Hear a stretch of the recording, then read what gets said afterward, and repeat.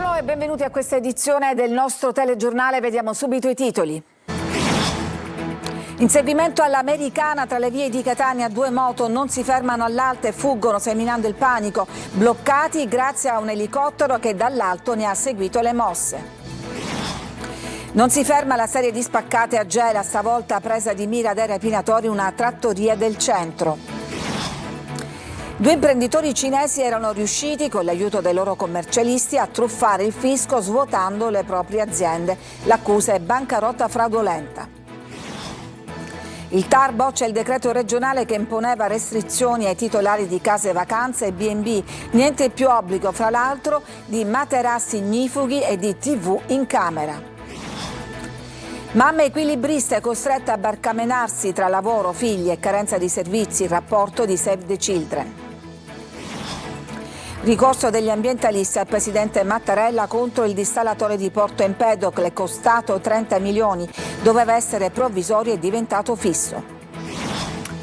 La storia di Giorgio, studente di Ragusa, che ha donato il midollo osseo per salvare un bambino brasiliano. Calcio, a Veronello il Catania testerà le proprie ambizioni play-off in amichevole contro l'Inter Under 23. Toscano conta anche su Cicerelli per la nuova fase offensiva rossazzurra.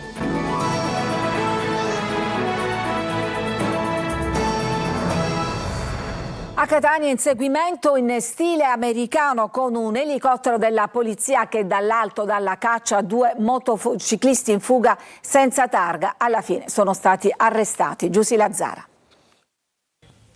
A Catania in 2 sfrecciavano in sella alla loro moto da enduro senza targa, non si fermano all'alt della polizia vicino al Faro Biscari e fuggono. Da qui è iniziato un inseguimento in stile americano con un elicottero della polizia, come si vede nelle immagini, che seguiva i 2 a tutta velocità per le stradine del centro storico. Nonostante le sirene spiegate e lampeggianti accesi delle auto della polizia, i 2 hanno continuato la loro corsa nel fuggi-fuggi dei passanti che scappavano per mettersi in salvo.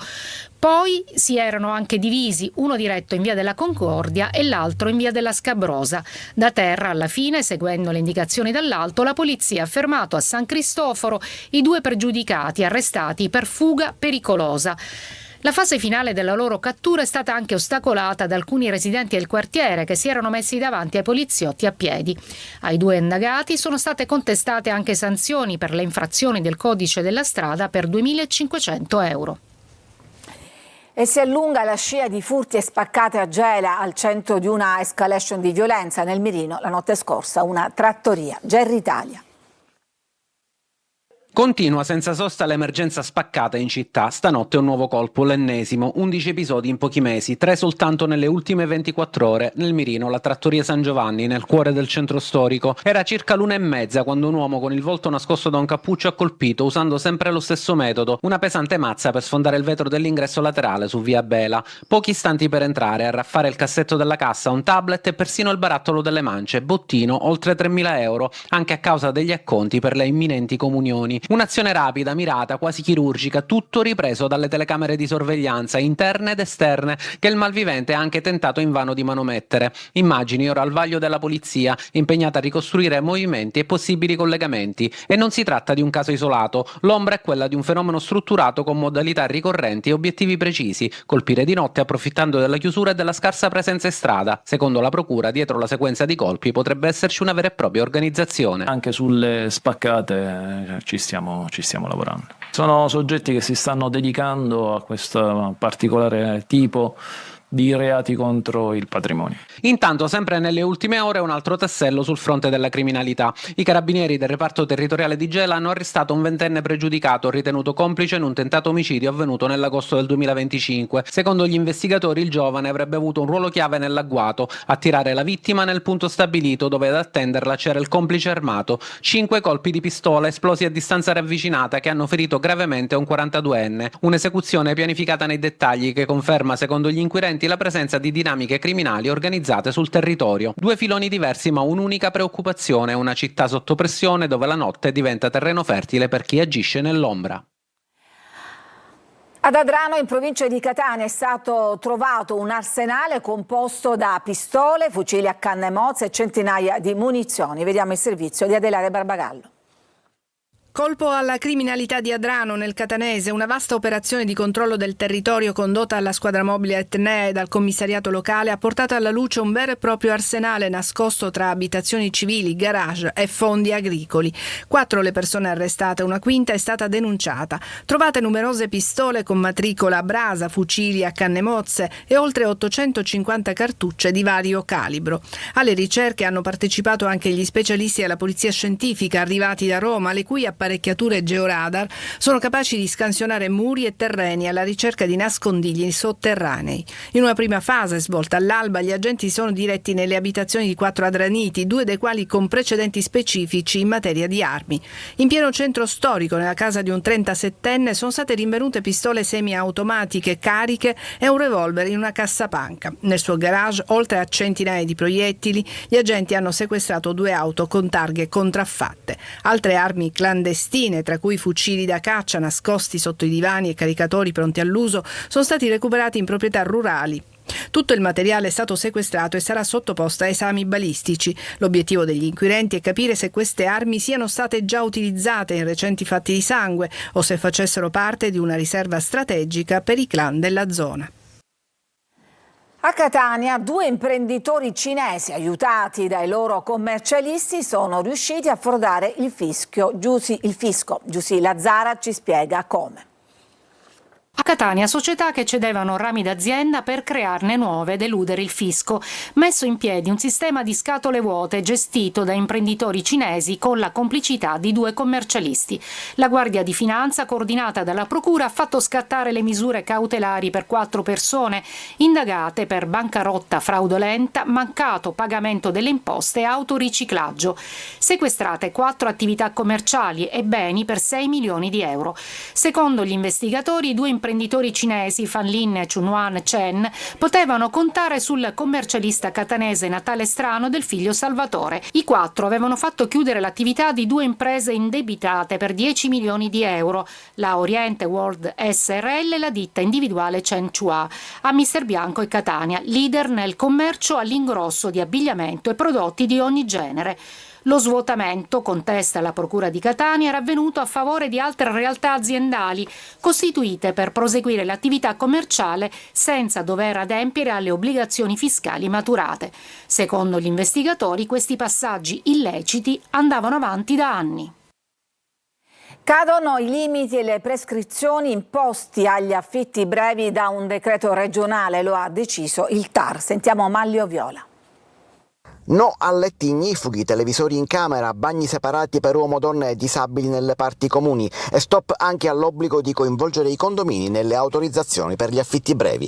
Il TAR di Palermo ha dato ragione all'associazione dei piccoli proprietari che affittano i propri immobili come case vacanza o appunto per scopi turistici. Il Tribunale amministrativo ha ritenuto illegittima la pretesa della Regione di imporre a questi piccoli imprenditori regole analoghe a quelle in vigore nel settore alberghiero. Stop quindi all'obbligo di dotare le strutture di letti e arredamento ignifugo, di arredare l'immobile con almeno un televisore da 32 pollici. La Regione inoltre non può pretendere di scegliere il nome della struttura in base a una terna proposta dall'imprenditore, così come non può entrare nei rapporti fra il proprietario e il condominio.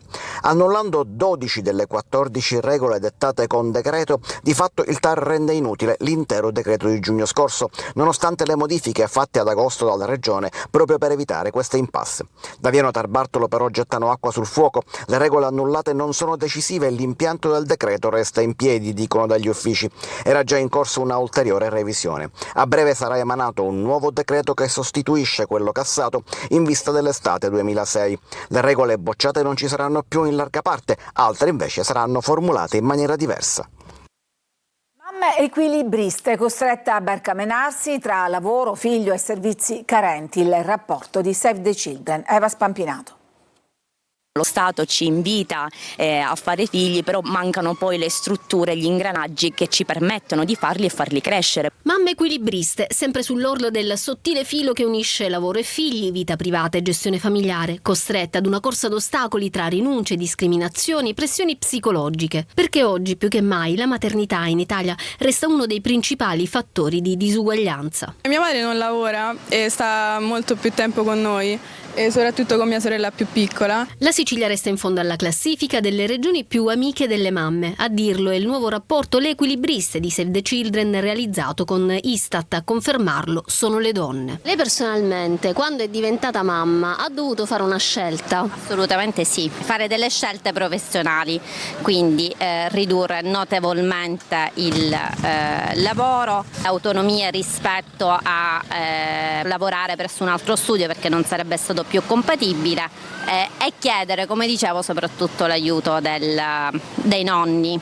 Ma il dato che colpisce di più è nazionale. Lavora poco più della metà delle madri con figli piccoli e per la prima volta la situazione peggiora in tutte le regioni. Infatti ce ne accorgiamo che le famiglie che non possono contare sui nonni, in realtà poi salta fuori il problema che c'è la richiesta di un part-time o c'è chi è costretta anche ad abbandonare il lavoro. Le mamme quando delegano il nido, la ludoteca, i nonni, lo fanno quasi esclusivamente per motivi di lavoro, ma non lo fanno invece per dedicarsi a loro stesse. Quando io e mia sorella eravamo piccole, inizialmente lavorava, poi ha smesso e dopo, quando diventeremo un po' più grandi, vorrebbe cominciare a fare un lavoro più stabilizzato. E se Catania non è una città per mamme, non lo è neanche per pedoni e ciclisti, vi mostriamo una serie di pericoli, rischi maggiori sul lungomare. Tonino De Mana. Un percorso ad ostacoli. E che ostacoli? La mobilità sostenibile rimane solo nelle intenzioni, nei proclami e sulla carta, perché di fatto Catania è da sconsigliare a pedoni e ciclisti. Marciapiedi, trappola e insidie di ogni genere rappresentano un serio pericolo per chi si avventura a piedi, con pali della segnaletica disseminati ovunque. Una distrazione può essere fatale sul Corso dei Martiri, ma anche in Piazza Tricolore, dove questo cartello stradale, divelto dalla sede originaria, è adagiato in posizione obliqua sull'inferriata. Ma è sul lungomare, oggetto di riqualificazione ed in parte devastato dal ciclone Harry, che ogni tipo di sicurezza viene meno. Qui una passeggiata o una corsetta possono costare molto cari. La ringhiera arrugginita che vedete in un tratto non interdetto è a terra dal gennaio scorso, eppure nessuno se ne accorge. Ho 72 anni, posso anche avere una svista, ma capitare in una roba del genere rischierei di trangiarmi una gamba. Secondo lei è possibile che nessuno veda niente? Assolutamente no. Se il cittadino se ne accorge, se ne accorgerebbero anche le autorità. Sì, in effetti è molto rischioso. Preferisco passare un po' più distante. Se ne accorgono e li scansano gli ostacoli, per fortuna, questi due amanti dello sport, uno di corsa, l'altro in bici, con la pista ciclabile ristretta da questi blocchi di cemento bianco e rossi, eredità del ciclone Harry. Bisognerebbe togliere tutti questi ostacoli, sistemare le ringhiere. Ma qui non ci vorrebbe molto, basterebbe spostarli e liberare la sede della pista ciclabile. Ma perché non si fa? È quello che chiedo io al sindaco Tarantino, come mai? Non ci vuole niente, due operai vengono e le tolgono. Attraversare la strada è di per sé un pericolo, ma sul viale Africa si rischia di farsi male da soli, senza essere travolti dai mezzi in transito. Basta semplicemente mettere il piede nel posto sbagliato. E fra poco l'appuntamento con il sindaco di Catania, Enrico Trantino, in diretta su Telecolor dopo il TG alle 14.30. Per le vostre domande, segnalazioni o lamentele scrivete al numero WhatsApp 342 745 5005 o inviate una mail a sicilia24focus@telecolor.it. Vi aspettiamo appunto dopo il TG alle 14.30. Ed è scontro sul dissalatore di Porto Empedocle in provincia di Agrigento. Il comitato Mare Nostrum ha presentato un ricorso straordinario al Presidente della Repubblica. L'impianto, costato 30 milioni da mobile, è diventato fisso e inamovibile. Davide Sardo. Il caso del dissalatore di Porto Empedocle finisce sul tavolo del Presidente della Repubblica Sergio Mattarella. Il comitato Mare Nostrum, insieme a WWF e Mare Amico, ha presentato un ricorso straordinario contro la collocazione dell'impianto.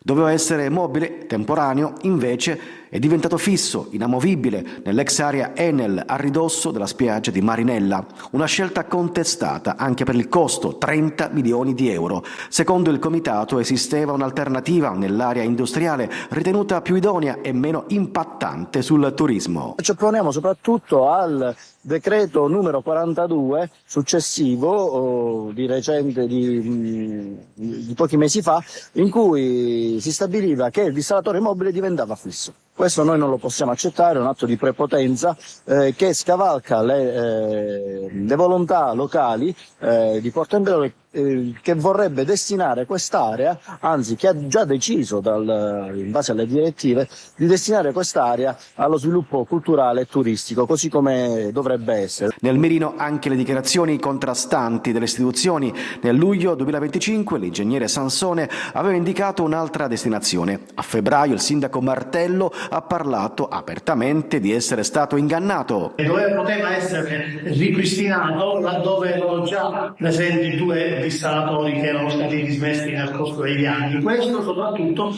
perché avrebbe ridotto notevolmente i costi di installazione. Ricordo anche che la produzione dell'acqua del dissalatore e la gestione viene pagata interamente dalla Regione per i prossimi 2 anni. Adesso sarà il Quirinale a valutare il ricorso, una vicenda che resta aperta tra ambiente, politica e sviluppo del territorio. Ci fermiamo, c'è una pausa per la pubblicità, torniamo dopo con altre notizie, vi racconteremo anche la storia di Giorgio, il dono con cui ha salvato un bambino brasiliano.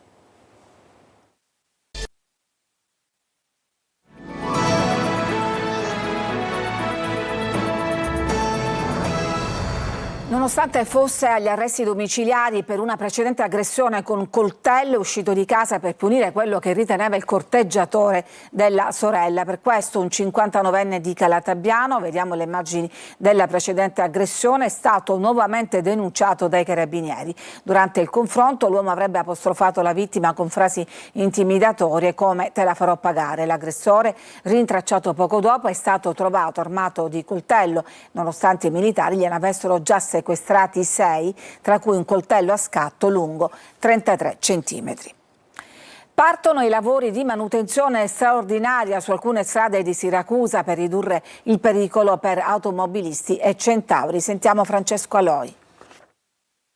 Per quanto mi riguarda è già la terza volta che cambio i paroli nella moto a causa delle buche in città. Qualcuno sorride pure, ma soltanto per sdrammatizzare.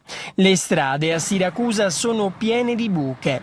Il comune però corre ai ripari e spende 800.000 euro. Spero che risolvano sicuramente le problematiche maggiori, perché non ci sono solo buche, ci sono anche dei tombini con delle scaffe di oltre 10 centimetri. La volta scorsa mi sono spaccato io una ruota per una scaffa che era enorme, quindi speriamo che sia la volta buona. Tra automobilisti e centauri c'è ottimismo. I lavori riguardano le principali arterie, soprattutto nella zona sud. Si parte dal trafficato Viale Paolo Orsi, per poi passare in Via Lorina e Riviera Dionisio il Grande. Non si può pensare di spendere 6 milioni l'anno per le strade, almeno questo ci vorrebbe, quindi bisogna avere la pazienza, migliora il bilancio comunale. Attenzione anche alla viabilità. Per evitare congestioni del traffico, gli operai lavorano la notte. Le strade sono state senza manutenzione per decine di anni, da quando il bilancio del comune lo consente, quindi negli ultimi circa 8 anni, ribadisco, ogni anno abbiamo investito 1 milione, 1,5 milioni in nuove strade. Una donna è morta a Catania per lo scontro tra una macchina e uno scooter ieri sera in via Forcile, strada in cui si trovava l'hub vaccinale ai tempi della pandemia. La 47enne Angela Cori era la passeggera della moto che è entrata in collisione con un Audi 80. Alla guida c'era il marito che è rimasto ferito gravemente. Inutili tentativi di soccorso alla donna. E c'è stato un altro incidente a Palermo, una donna di circa 40 anni attualmente senza identità e ricoverata in rianimazione in gravi condizioni. L'incidente tra lo scooter dove era in sella la donna con un uomo di 44 anni e un tassista è avvenuto tra via Wagner e via Mariano Stabile. La donna dovrebbe essere originaria della provincia di Firenze. La polizia fa un appello per cercare di dare un nome, insomma un'identità alla donna rimasta ferita. Il Tribunale di Palermo ha condannato a 10 anni per disastro ambientale e incendio boschivo Francesco Ficano, accusato di aver appiccato il rogo che 3 anni fa ha distrutto 650 ettari di vegetazione nella riserva naturale di Capogallo. Il giovane era stato ripreso dalle videocamere di sorveglianza mentre si avvicinava agli alberi con una bottiglia piena di benzina. E adesso la storia di Giorgio, uno studente di Ragusa che ha donato il midollo osseo, salvando così una vita a migliaia di chilometri di distanza. Veronica Barbarino. Donare è un atto d'amore che non conosce confini. È la storia di Giorgio, un giovane studente ragusano, di un bambino brasiliano di appena 2 anni affetto da leucemia e di una donazione salvavita di midollo osseo.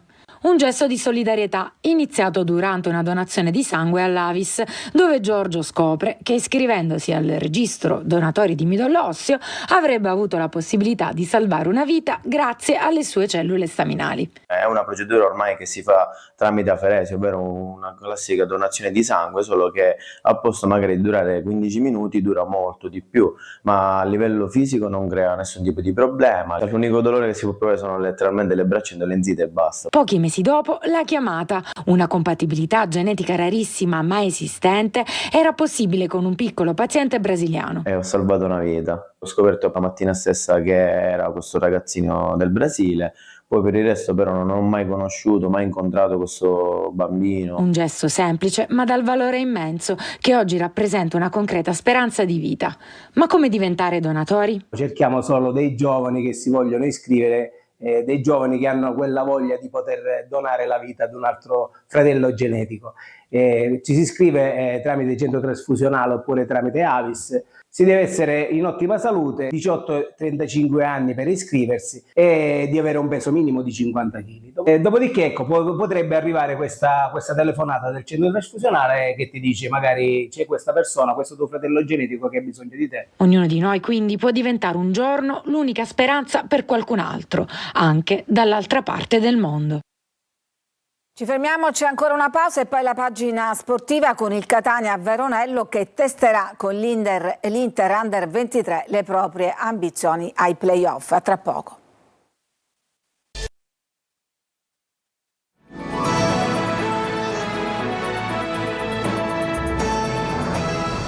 Siamo al calcio, il Catania Veronello testerà con l'Inter Under 23 le proprie ambizioni in vista dei play-off. Gli attenei si affideranno fra gli altri anche alla rinnovata centralità di Cicerelli. Sentiamo Marco Carli.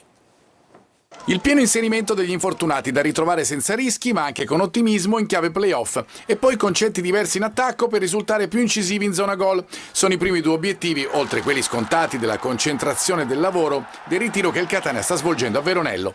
A questo serve anche l'amichevole con l'Inter Under 23 che negli ultimi giorni ha affrontato anche una possibile avversaria del Catania, cioè il Ravenna. I nerazzurri, 12esimi nel girone A, hanno pareggiato 1-1 con i romagnoli che, da terzi classificati, entreranno nei playoff una settimana prima degli etnei e che contro la squadra B dell'Inter sono andati in rete con Tengorang. Un test probante come voleva Toscano che magari servirà a capire come la squadra ha assimilato altre opzioni in attacco. Un attacco che ha segnato 54 gol in stagione regolare, 20 in meno del Benevento. Ecco perché è importante, come ha ribadito anche Toscano in conferenza, il ritorno di Forte e di Cicerelli. Quest'ultimo sempre più sul suo livello e probabilmente ancora più centrale nello sviluppo della manovra offensiva. Se poi Toscano riuscirà a far recitare contemporaneamente da protagonisti anche Bruzzaniti ed Ausilio, fra i più in forma del finale di stagione, il piano di risultare più incisivi in zona gol potrebbe diventare realtà, contando anche su Lunetta e Caturano.